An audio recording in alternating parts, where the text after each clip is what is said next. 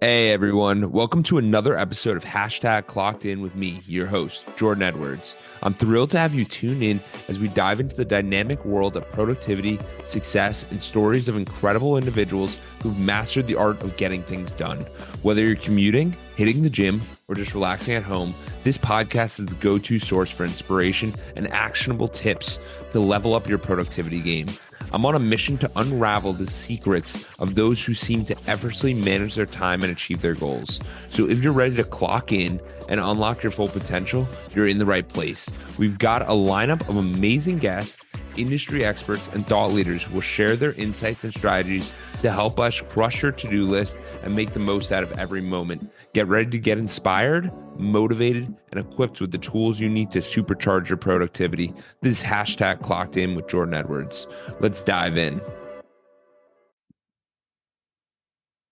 Hey, what's going on, guys? We got a special guest here today. We have Mark J Silverman. His story is a roller coaster of learning who he is and what makes him and his clients tick. He went from homeless at 27 to a millionaire in 6 years. How? That's what we're going to find out today. So, Mark, tell us a little bit about what happened at 27 that really changed everything for you. So I was living in my truck. I'd been thrown out of where I was living, and I was trying to figure out what to do. And I was looking at homeless shelters out on the West Coast, and I drove into Seattle, which scared the hell out of me. I didn't know it was such a big city. There was a girl that I waited on tables with in Albuquerque, New Mexico, who I had a crush on, and she moved back to Seattle. So when I got thrown out of where I was living, I was like, I'm going to go see her in Seattle. That's how well thought out my life was. When I got there, I had no money. I was looking at homeless shelters, and I called my brother, who was living in Washington, D.C., to see if I could borrow some money. And this was way before, Venmo and PayPal. This is actually before the internet. It was 1989. So it was a thing called Western Union, and you wired money to people, and you had to go find the exact Western Union to get your money. We couldn't figure that system out. So he suggested I drive to Washington, D.C. So I started driving to DC, living in my truck, and I had a little bit of money left on a Unicall 76 card. So I ate at gas stations and lived in my truck. And when I got to DC, I was 135 pounds with no prospects for life. So the turning point, it's really simple. He said, you can come live with me. He owned a bunch of the most famous restaurants in DC. He says, you can come live with me, but you're going to have to go to AA and NA meetings with me and get sober. You're going to have to go to take college classes, and you're going to go to the gym with me and my friends. And I was like, Wow. I got nothing else to do. He fed me really good. So I wound up hanging out with him and his friends, and they were all sober and they were all getting their shit together. They were all super successful alcoholics. And so I got a job waiting tables and just started putting one foot in front of the other, creating something different than what I had. I love that because I think it's what a lot of people get there is, oh, Mark was struggling and he joined this different group and now he's suddenly better. But what it is for everyone in the audience to realize is that changing your environment can change everything. Mm-hmm. Getting around the right people. And Mark figuratively, because it was 1989, he figuratively got around the right people. Nowadays, you could just do it on your cell phone. You can listen to this podcast. You can listen to positive things. That can change your perspective because the things we listen to, the things we watch, and the things we read are what's going to reprogram our mind to have these different habits. So there's 12 step programs online. So you can go to AA, you can go to Debtors Anonymous online. You can go to Sexaholics Anonymous. If you have a problem with porn, there's things like you can do anonymously online to get the help that you need, which wasn't available back then. Yeah, it's become so accessible at this point, but we don't even trend to look at the correct direction. Right. So what happened was it was really slowly. It was one step at a time. It was taking a college class here, taking a college class there. And I wound up, I flunked out of college when I was 18, and I got straight A's as an adult because I actually cared. I wanted to be there, like I had a new lease on life. Yeah. And a few years later, I wound up meeting a wonderful woman who I ended up marrying, and we had 2 kids. And I was still waiting on tables. It was a long, arduous trip to going from waiting on tables and bartending to getting a professional job. And I was working at the Four Seasons in Georgetown, and they told me I was the first one ever that they hired from the restaurant into a professional Oh, position wow. in the hotel.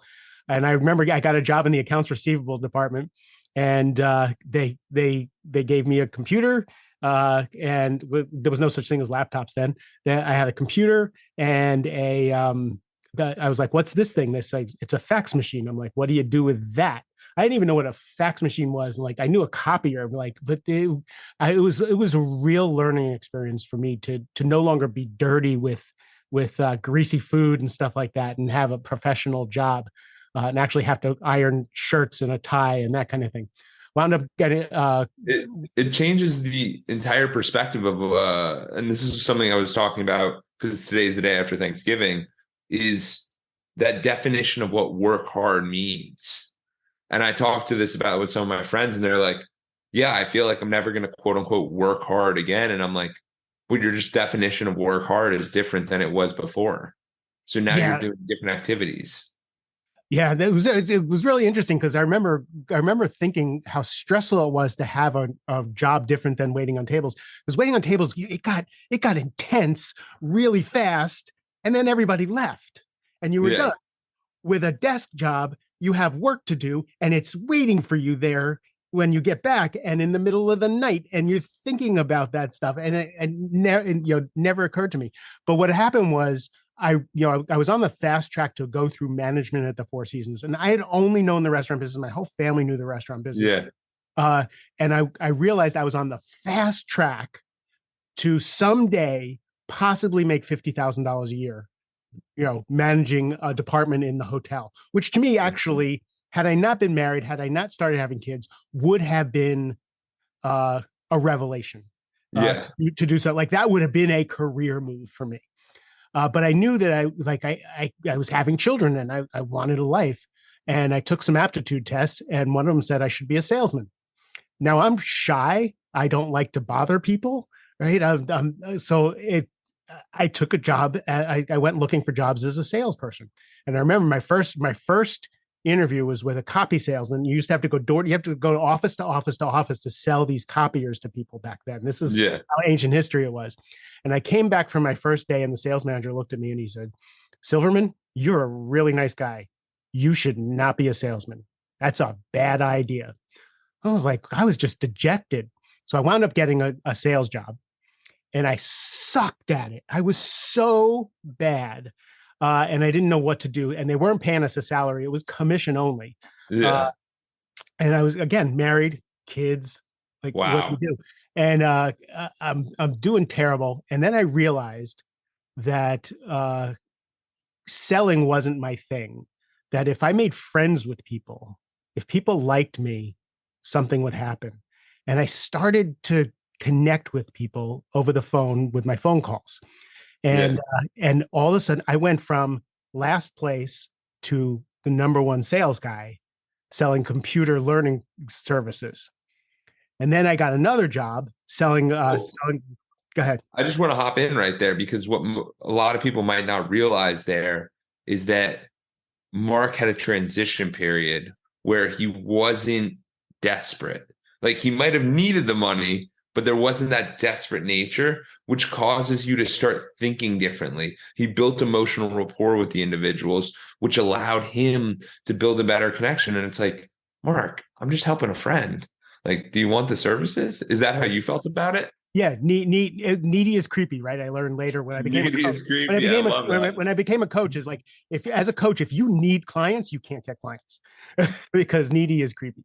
But yeah, you're right. I realized that my job was to create a rapport, was to create relationship, and then the next job I had was there was a technology called a smart board where you wrote on the whiteboard, and Yes. and it would download to your computer. This was a freaking mind-blowing revelation. And I saw this thing and I talked the company into giving me a job. I said, I can sell this. This is the most incredible thing. So I went from $26,000 a year to $52,000 a year to $125,000 a year. I remember calling my brother going, I make $125,000 a year. Like, I am the shit, man. And then I got another job. A friend of mine said, you are not really selling. And I remember my mother, when I was growing up, we were pretty poor. My father ran like a Hardee's, a Burger King. Okay. Like that was the kind of people we were. And my mother worked in a dress shop, and she made 25 cents a dress commission. And my aunt said to her once, "Could you work any harder?" And my mother said, "No." She said, "What you're doing is you're selling small things. You're a good salesperson. You should sell bigger things." And my mother went and got a job in a furniture store, and she started getting commissions for furniture. Then all of a sudden, our quality of life went up. So I thought about that when I was a sales guy. Like, I'm selling computer storage and I'm selling smart boards. And then someone gave me an opportunity to go sell enterprise kind of big technology. And this was around, late 90s. And I got that job and I was terrified every day. These people were, they're former lacrosse play, prep school lacrosse players. Yes. Terrifying. I went to work every day scared. I showed up every day scared. I would go do presentations and I would sweat through my suit, terrified. Yes. And the first year in this technology company called NetApp, I sold $1.5 million worth of stuff, which was a huge sale for a startup, to USA Today.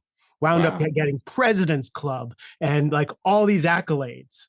And I find myself in Hawaii with my wife celebrating the fact that I am the shit, man. And I'm at the Four Seasons in Lanai in Hawaii. And I'm like, what the fuck is happening here? Like, I used to be waiting on these people. Like, they don't even know I was homeless.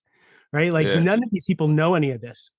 So that's where, and then my income just kept going up. So I went from this homeless guy to having stocks in these tech companies and living in $1 million house around doctors and lawyers and stuff like that. So I had that kind of whiplash thing.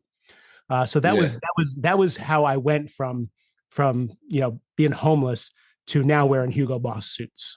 Yeah, it's incredible because it's just the tool that you're presenting to the people, which I found so fascinating because we're all in these systems. Everybody listening is in a program. Everyone is in a company or they're in a place. And if you just adjust that circle, everything might change for you.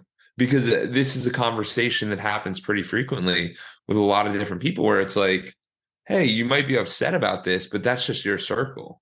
There's another circle where you can be doing exponentially better financially purposes, but that will allow you to do more with your life and handle more. So what was that transition like for you? Because I feel like it's one thing to do it financially. It's another thing to do it like mentally with your family, with all those different parameters. Because now it's, oh, Dad, we couldn't get a bacon, egg, and cheese. Now we can get whatever we want. Like, it's a big transition. It's so funny because my son is one of my sons is a rabbi, and we were talking about like, dude, if you're going to go this route, it's going to be poverty for you, to figure out until you figure this out. And he says, I could do that. I said, no, I lived in poverty. You grew up rich. Like, you do not know what it's like to not be able to have food. So it's kind of funny, but my mental capacity, actually, that's the whole point of this story, is that didn't catch up. So we go, a decade or so. My kids are growing up. We have nice, we're living great. But my insides didn't match the outsides. I didn't deal with the traumas that led to all that. So you and I were talking off camera before. I said, show me an uber successful, a really ridiculously successful person, and I'll show you a trauma, a pathology, right? Something driving them that is unhealthy. Yeah. Now, I'm not saying that it's bad to be successful. I'm saying that people who are really driven to success are usually running away from it. something. Yeah. I was running away from that homeless guy. I didn't want anybody to ever see that I was that homeless guy, that I had the chink in the armor, right? I had this Yeah. facade and I couldn't hold it together. So it was like cotton candy instead of fuel that I Yeah. was running on. So about 2009, everything started falling apart, right? The inside started coming out. I started having panic attacks. I would walk into these companies and I would have a panic attack in front of the CIO who I had worked with for years. I would start sweating. I would break out in hives and I started getting sick. My marriage started falling apart. I lost a really good job because I couldn't sell anymore. So all of a sudden, stone cold sober, never taking a drink or drug, my life started falling apart as if, right? Because those traumas start happening. And my friend Dr. Jeff Spencer calls it the zone of doom, somewhere between 38 and 45, when those cracks and life starts to ask something different of you, and you have to figure out how to pivot and how to come from a different place, Yeah. going from smarts and gumption and hustle and grind to something smarter, right? To a different place. And if you don't do that, it all falls apart. And I watched that happen to so many of my contemporaries, but it happened to me. And it was that when I thought I was going to die, I was 48 years old, 47 years old, and I thought I was going to die. My career was in the toilet, and I was sick, and I was miserable, and depressed and suicidal. And I decided I couldn't commit suicide because because I thought now the real Mark, everybody sees the real Mark, right? That was Yeah. all fake. I made the decision in 2009 that I was going to run the Marine Corps Marathon. I couldn't run a mile, but I wanted my Yeah. kids to see me do something crazily great when everything fell apart. I decided I needed to make $1 million to leave to them so that they would be okay. And I was going to give $60,000 to charity. And that year, I wound up running the Marine Corps Marathon an hour faster than my best time. So I was Oh wow. really proud of that. I made the $1 million, took about a year and a half, and I gave the $60,000 charity. Uh, the miracle from that was my career was back on fire. Yeah. My health was back. We found out I was misdiagnosed over and over again, and my kids and my ex-wife were doing better, and I was doing okay. But while I was running and while I was training, I was listening to every self-help book known to man on my headset. I was listening Yeah. to these philosophers' notes, which were the first summaries of all these best books. I was listening to spirituality books. I was meditating. I was journaling. I was doing everything every Twitter bro says you're supposed to do to become the person you want to become. Yeah. And that's the revelation. That's when a real new life showed up for me. And so that's when everything changed. And that held the trajectory of where now I'm like an ex-smoker. I've Yeah. got to teach people how to be successful without killing themselves. I have to teach people to be successful and thrive. That Yeah. hustle and grind. If it's going to cost you a relationship, if it's going to cost you your health or your mental health, that hustle and grind is bullshit. It's poison. Yeah. And it's funny because you say that because I grew up in New Jersey, and in Jersey, a lot of people want to go to New York City after college. And I have a lot of friends who went to New York, and the Big Apple is the rat race on the rat race. It's the most consuming of we need to chase finances and sacrifice everything else we have for this success of what it's like to eat at the big steakhouse or what it's like to do this. And a majority of the time, that trade-off is never really worth it. And that's where we have these different ideas and different perspectives that we come up with. And I think it's so amazing that you transitioned because you overcame to start sharing these, and you've created these new pillars and these new lifestyles and this new exciting dynamic of something that actually makes you happy, something that you're actually proud of.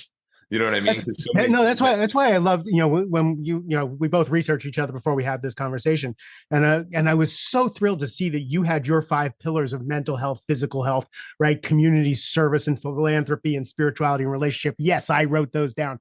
That you're not just about, hey, wealth, get money, hustle, grind, right? It's let's have a holistic life. for me, I work with executives who are right in the middle of New York City, right in the middle of Toronto, right in the middle of London, right? Who right in the thick of it.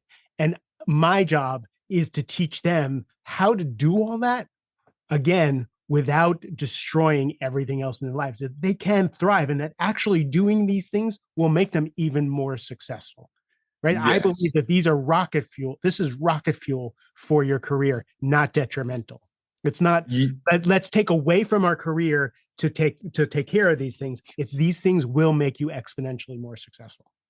Yes, and I found that so many times working with clients where people are so preoccupied with, hey, if I'm not focused on this 100%, but the reality is that you can't focus on it 100% because you're going to burn yourself out. And if you give your things that will fuel you, like maybe it's having a nice walk with your partner, or reading a new book, or exploring different ideas, or listening to a new podcast, or doing anything, or going back to your childish ways of, I enjoy skateboarding, I enjoy rollerblading, I enjoy, and just doing those activities can expand your horizon exponentially. And then when you find that it pushes towards that 5-year vision, changes everything. Well, if we go back to my story, my career was in the toilet. I decided to run a marathon. That running the marathon fueled me, fueled my creativity, changed everything about me so that I could go make $1 million. Right. I had the best year I ever had in my entire life while I was all consumed in running.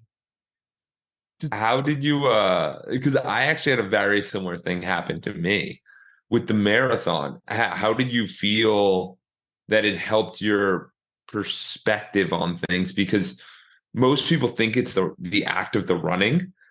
In reality, it's the training, and it's the waking up at 4 a.m., running the 20 miles on a random Thursday, and your friends are like, what are you doing? Like, what are you doing? Yeah, a couple of things. One is it gave me a discipline that I Yes. didn't have, right? Like I had to find the time to do these things. The other was it made me fascinating to people, right? So Yes. I was raising money for charity. So I would tell people I'm running the marathon, and if you'd like to donate, and then people were following my progress, and so it made me a really interesting person to have something, outside. I remember I posted a picture of myself after a half marathon, and I never considered myself much of a stud, right? Like I'm a short Jewish, kind of guy, and I posted a picture of myself finishing a half marathon with these sunglasses. It looks really, really good. And I remember a vice president at my company sending me a message saying, "I'm coming back, and my next life is you." Right? I've never had that kind of attention from people that I'm someone to look up to, that I'm someone to emulate, right? So it changed my confidence around other people in such an incredible way. So that's why I teach that to my clients now, because again, I tell them, I'm like, and I talk myself out of sales all the time. I'm like, I don't give a shit if you're successful. I Yeah. just don't care how much money you have. I'm not impressed by that. I want to know, right? I'm the ghost of Christmas future. I want to know in 10 years, is the love of your life still going to be by your side? I want to Yeah. know, like I have a rule with all my clients because most of them are young. I'm 61, right? You're not allowed, none of my clients are allowed to be in worse shape than I am. I'm like, I'm 61. If I'm in better shape than you are, there is no excuse. You can afford personal trainers and chefs and stuff like that. Like, no way can I be in better shape than you. Right. And then I teach them. So your pillars, we just talked about, my pillars are your relationship is first. I want your relationship with your spouse, with your friends. I want to make sure you have friends because, men tend to especially when after they have kids and stuff, let their friendships go to the wayside. How's your health? How's your mental health and your physical health? What are you putting in your body? And I keep a real close eye on how they're taking care of themselves. Then I think there's something that's missing from everybody, and it's that ability to be alone, that ability to sit and contemplate. So some kind of a meditation contemplation practice. It doesn't have to be sitting on a pillow. I do the 1 minute. I teach a lot of these New York finance guys who are my clients the 1 minute meditation. And they're like, 1 minute meditation. I'm like, yes, I want you to sit at your kitchen table. I want you to stare at the window. Can't have your phone. Just stare out the window, drink your cup of coffee, and just breathe for 1 minute. They're like, a whole minute? Like, yes, a whole minute without your phone. And then I can't tell you how many of them like actually create meditation practices. 6 months later, they're like, yeah, no, I sit for 20 minutes every single day. It's a game Yeah. changer, man. Like I breathe in meetings. I don't get triggered as often, right? So if you have that contemplation practice, you're if you take care of your physical and you take care of that mental, you're in a good space. I have one client who is an ex professional athlete. He's 6'4", like big guy, and he's got anger issues, and that's why they hired me. And I said, dude, I'm not going to coach you. I asked him, when was the last time you were at the gym? Because he was really overweight. So when was the last time you were at the gym? He says, I haven't been in the gym in 2 years. I'm like, weren't you a former athlete? He said, yes, I was a professional athlete, up into my 30s. I said, so I am not going to coach you until you send me a picture of yourself in the gym 8 times. I don't care if you do anything. I just need you to show up in the gym 8 times. If you show up, you're probably going to do something because you'll be embarrassed. But then I will coach you. He says, why would you do that? I said, because you're like a 5-year-old in kindergarten with ADHD, and we want you to sit at a desk and be civilized, and you have no recess. You have to punch things. You have to throw things around. You're this animal. You Yeah. can't be under the fluorescent lights. And he wound up losing a ton of weight. Right, his wife is a marathoner. He's Oh, I now love it. now he's matching his wife. So that's important. Then spirituality, like it doesn't have to be, it's not religion. It's not, like what do you see outside yourself? Right. How Yeah. do you, and for me, the most important piece about spirituality is what is bigger than the sale? What is bigger than the slight your boss, like your boss chewed you out? What's bigger than that? What's more important? So many of my clients, when they have kids, I say, look, your perspective is this is everything. Your job, your success, the numbers, how people treat you is everything. When you have a child, you're going to see the perspective is your daughter is everything, and everything else takes a second. You'll have perspective, right? So that spirituality is separating yourself from the ups and downs of how the world treats you, what you think about things. And then last is creativity. Is Yeah. what are you doing? And it could be side businesses. Like it doesn't have to be drawing, but what creativity are you adding to your life so that creativity seeps into your business? So for me, relationship, health, groundedness, some kind of contemplation practice, spirituality, and creativity are the rocket fuel that makes sure that when you're 40, when you're 50, when you're 60, like me, your life is expanding, you're thriving, you're more supple, you're more interesting and interested than closing down, because most people close down as they get older. Yeah, and I've been seeing it from my age where people are, and I'm 27 and people are closing down. People are closing down at 22. They're like, my life's over. I got a job, blah, blah, blah. And it's like, no, like this is the beginning. This is where it all starts. So the ones I want to dive into are the ones I find most interesting are the ones that are outside of my realm. So it's the creativity and then the groundedness and centeredness, because everything else pretty much aligns. But that creativity element, well, let's dive into that one first, because I think that one's very important because it is true. There's a lot of people who obsess about work and then they'll bring it home and they'll bring negative vibes to their family because they're like, work was a bad day. And it's not that thing. But like you were saying, creativity can literally be working on a puzzle, or it could be starting a blog, or it could be starting a new business, or it could be a lot of different things. So where do you find creativity and where do your clients find creativity? Because it does expand people's horizons. And sometimes it's people working out, or it could be anything. For me, I paint, I draw, I do these wooden puzzles and I turn them into pictures and give them to people.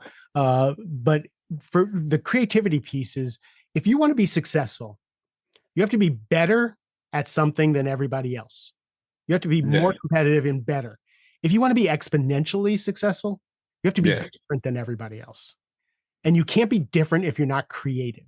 If you can't think outside the box, you're not going to leapfrog, and you're going to be pushing a rock up the hill. Creativity, like one of my clients, when I first met him, he's a tech CEO, and I said, "What did you want to be?" He said, "I wanted to be an artist."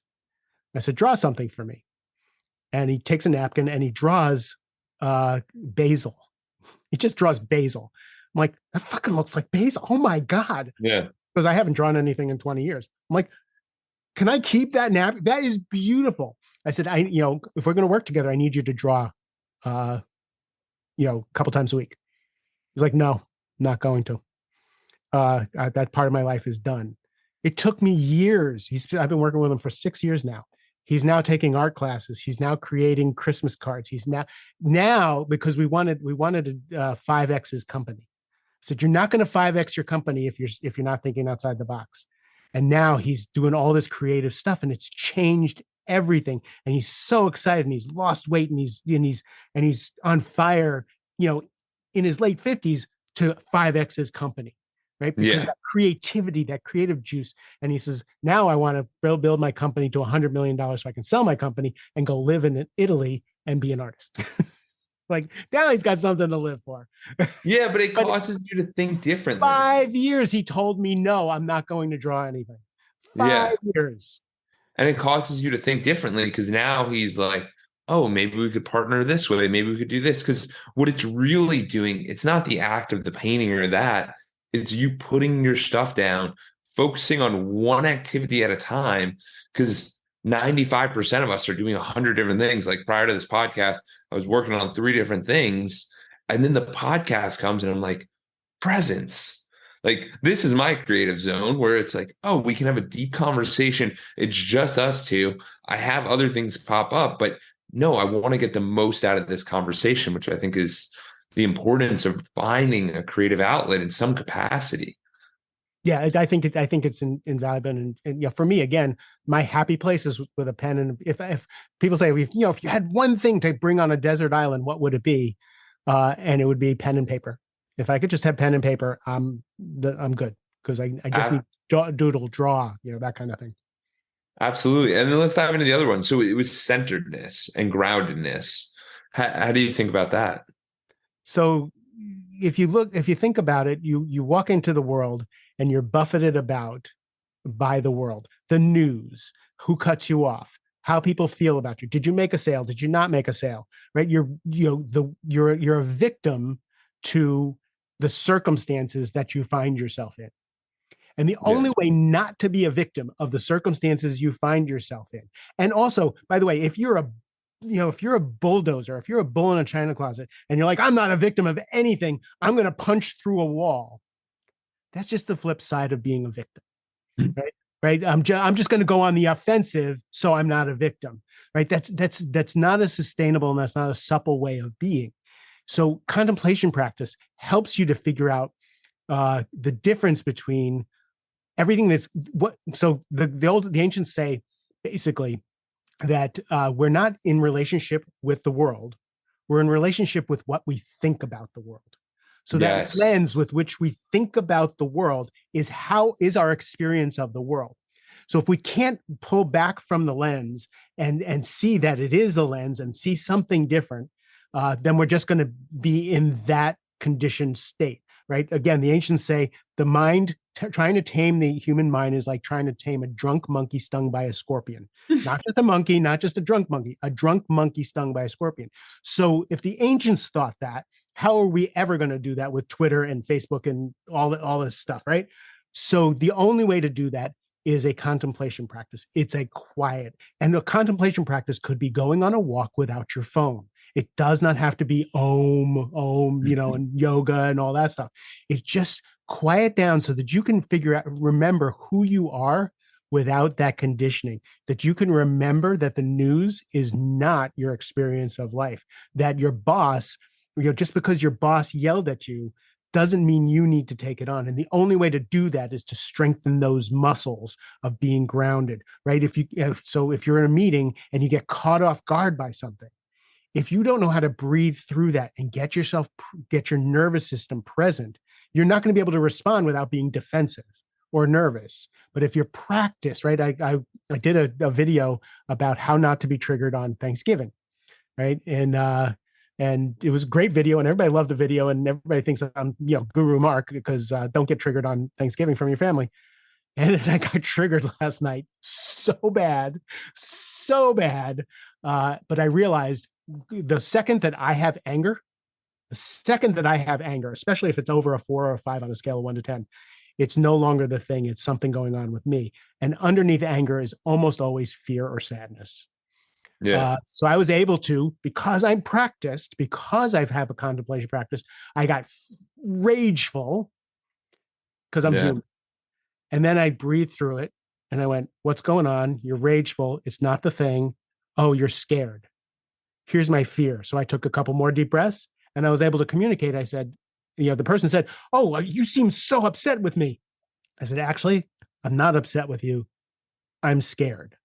Now we can have a conversation because I'm taking responsibility for what's happening to me. But that can only happen with a contemplation practice for me to know that I'm not angry. I'm scared about something, and anger is much more fun and useful than being scared. I'd Yeah. rather blast them than go, that scares me. That's too vulnerable, right? But that's now we had an honest conversation, came out the other side in such a good place. But that Yeah. all comes from a practicing before any given situation. Yeah, and I think the focusing on oneself to make yourself happy and to do the activities that are important to you in the morning or before the day starts getting to you is super important. And like you just brought up right there, whenever anyone's in an argument or they're in a defensive place, an argument is me going, like if me and Mark got in an argument, it would be like, you're wrong, you're wrong. They focus on the other person. But like Mark did right there, Mark does such a good job of it that it's like, oh, wait, it just happened. How do you do that? No, but like what he really did there was he went, no, this is something that I'm afraid of. And if someone goes like that, like you can feel that people lean in on that moment because they're like, what do you mean you're afraid? Because you brought it on yourself instead of pushing it out onto the person. And that's a really good tactic for whenever you're in a big disagreement. It's not what can the other person do right, but what can you do right? What can you do differently to change the outcome of what occurred? Because you're in the conversation. That means you did something. Like something you did must have impacted something. And most of the time, we don't take that accountability. I'm So, gonna travel around with you as my explainer. This is great. yeah. And I think it brings us to a good point about like, as you were going through these different things, like leaders have a lot of challenges. Like you're explaining right now that you're like, oh wait, I don't fully like leaders have a lot of difficulties because they're at these points where they want to, like you said about your client, they want to 5x themselves, you know what I mean? And they don't know how to do that. They're just going through the path trying to get through. So how do you find how do you find and think about leadership? For me, leadership is, again, the way leadership is portrayed is you have to, eat raw meat and throw iron around and be the alpha wolf, whether you're a man or a woman in any given situation. And for me, leadership is showing up, being willing to have the conversations, so difficult conversations, feedback, right, encouragement, interest, support, being vulnerable, like all those things to be in relationship with people uh, is the first step for me for leadership, and also like being willing to take it on, right? Stepping up first, being in relationship, being willing to have the difficult conversations, and basically that's for me that's leadership. Then that's who you need to be a leader. Then there's this, of course, the skills of planning, creating vision, right? All of those things. But that mindset of being a leader is just being willing to support the people the way they need to be supported around you to Yeah. get the job done. And I think this is really important because most of the time we view leadership as someone who has a role, not as the intangibles of what a leader actually is. And that is the biggest misconception that occurs in a lot of corporate dynamics or even everywhere where you look around and you go, that's not leadership. I didn't like that. That person didn't make me feel good. And like Right. once you Because start to realize these things of like, wait, if I'm a leader, I don't want to be a leader and make people feel bad. I want to be able to be straight up with them, but I don't want them to feel bad or feel that I don't appreciate them or respect them or any of that. And it's just most of the time, no one's trained in this. So they sit there and they just make judgments or act unintentionally, let's go with that. They'll act unintentionally and not have this proper training of, hey, everybody's different. We're all humans, but that doesn't mean that you need to generalize us. Everyone needs different things. Everyone has different morals. Everyone has different things pushing towards them. And that doesn't mean that you can just treat people as a one size fits all. And that's something that, yeah. So people get treated. So when leaders are not being leaders and they treat people like one size fits all, everything's a nail and I'm a hammer. It's usually because they don't have a grounding and a centeredness in themselves. It's usually coming. Most bad behavior comes from fear Yeah. of some sort. So if you can't get that groundedness and that self-worth and self-esteem in yourself and know who you are in your position, it's really hard to be a leader, right? You wind up being a manager, you wind up being a tyrant because of fear. The Yeah. more secure you can be in yourself, and by the only way to be secure in yourself, again, is some of these practices that we were talking about, and then having a posse of people. You have to have a community of people, right? You run masterminds. Having Yes. people who have your back, having people who you can have a conversation with so that you can get back on track. Half of my coaching practice is spot calls. All my clients get 24/7 access to me anytime. I set really good boundaries. So, if I can't answer the phone, I don't. But them calling me up and saying, I'm about to go in this meeting and I'm furious, talk me off the ledge, right? So I can go in, be my best, right? Having a group of people who can help you get back onto that center is also essential.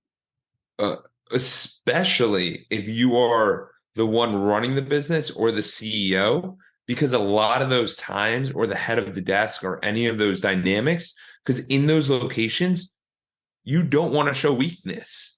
So you need somebody outside your circle to speak to you in a way of, hey, I think you might be right there. You might be wrong there. And like, these are things that you have to be open to, because that's the biggest thing I found with the group coaching I run and the mastermind I run, is that everyone needs a perspective and everyone needs to have an outlet outside of work that isn't, because you can't just go in and be like, dude, I'm struggling. Like, what do you think the other sales guys are going to think if you're a salesperson? You go, I'm struggling. They're going to try to take your lunch. Like, you're all friends and stuff, but they're going to try to take advantage of you.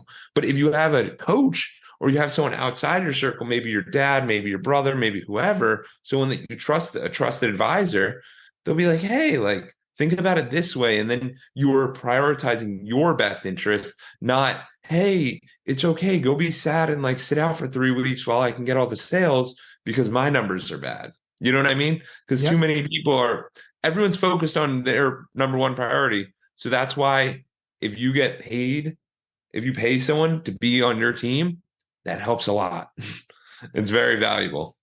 I just did a keynote in Nashville, and I followed Tim Story. Tim Story is the number one life coach on the planet. He's responsible for Robert Downey Jr.'s turnaround, and he's Yes. friends with Oprah, and he's getting his own TV show and all this stuff. And I follow him, which talk about just being imposter syndrome coming on stage. But before he left, he said, I have two therapists and a coach. He says, why would you, what he said, ask me why the top life coach in the world has two therapists and a coach. And he says, because one of them might have the day off. He says, but also, he says, I live in an unreal world of celebrity, of riches. I'm on jets, all these things. And the only way for me to say get grounded and centered is to have someone to give me perspective, have someone, talk to me like a regular person. So I have my support group in order for me to be Tim's Story. And I was like, thank you, Tim, for being so vulnerable and not saying you're the man, you're the guy, you're self-sufficient, right? It takes a village for all of us to A be hundred who. percent. And even Tim came on the podcast, and it was these fascinating concepts that you come up with, because it changes everything. And it's like, when you said that, it made me think of Tony Robbins, and he's like, yeah, like I might know some stuff about personal development, but if we're talking financial literacy, I'm gonna Paul Tudor Jones, he's my client. I'm not gonna tell him how to run his finances. He's actually gonna coach me, because that's the way it works. You learn from the people who you work with. And every relationship is a two-way street. It's not just a one way. So it's those deeper relationships. And the other major thing is that a lot of people are struggling with loneliness. So these groups foster this perspective of how do we help one another. So if you want to create your own group, super beneficial. Would definitely recommend that because it's something outside of your usual, or it's signing up for a softball league or doing something outside the norm that you're not used to. Absolutely. So, Mark, how do you think about the different lanes of leadership? So there's like leadership across, leadership above. How do you think about that? I think about that all the time because it's what I do all day, every day. In fact, my new book, The Rising Leader Handbook, looks at leadership from those four perspectives. So when you're either growing an entrepreneurial business, like when you're growing, at first you're everything to all people all the time, and then you start adding people to the mix. When you're climbing the ladder, it's the same thing. You have to learn how to lead up. You have to learn how to follow and lead while becoming a trusted advisor to whoever your boss is. And for me, most of my people, it's the CEO. Then you have to learn how to lead on a team of other leaders, right? So you have to learn how to take into account other people's agendas, other people's ambitions, how everything that you're bringing to the table affects them. How do you speak up, speak truth to power while being in relationship with those people? That's really, really hard. Then leading your team, right? That's what we most talk about, is leading your people, and then leading yourself, which is what we've been talking about this whole time.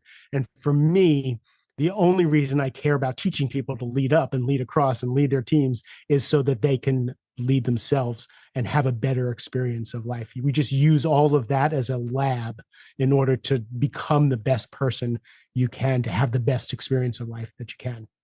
Yeah, because there's a lot of people not fully enjoying it. So why not make the most of it? Yeah, I, how many miserable rich people do you know? What's the point? absolutely, absolutely. So Mark, our time's winding down. Where can people find more about you? And if you want to leave any closing thoughts, I'd love to hear them. Sure. So everything is at markjsilverman.com, Mark the letter J Silverman.com, I'll or put on that in the show or on notes. the socials. You can get really sick of me. I put a video out of my face every single day.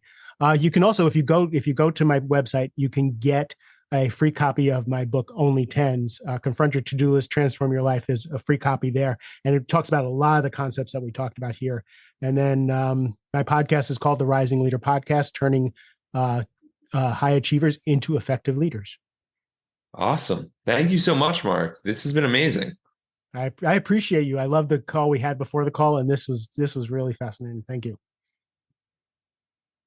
Thank you for reaching the end of the podcast. For that, we'll give you a complimentary coaching session in the link below with Edwards Consulting.